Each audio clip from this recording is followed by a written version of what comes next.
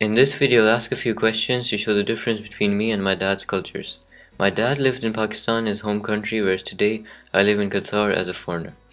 My dad lived in the city Lahore and he enjoyed living there. Lahore had lots of greenery and it rained a lot.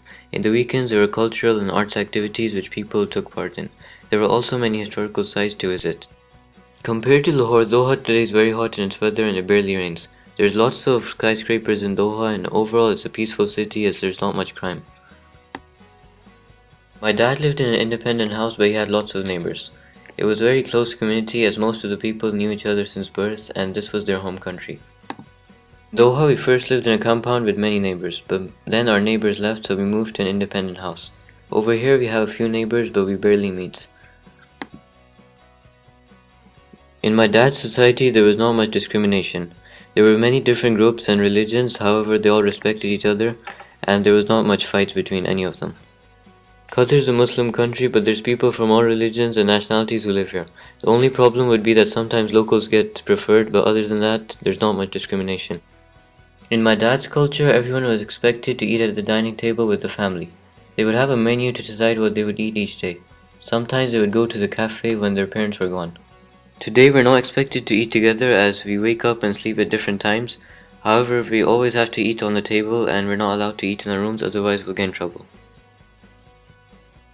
When my dad got bad grades, his family would react in a strong way.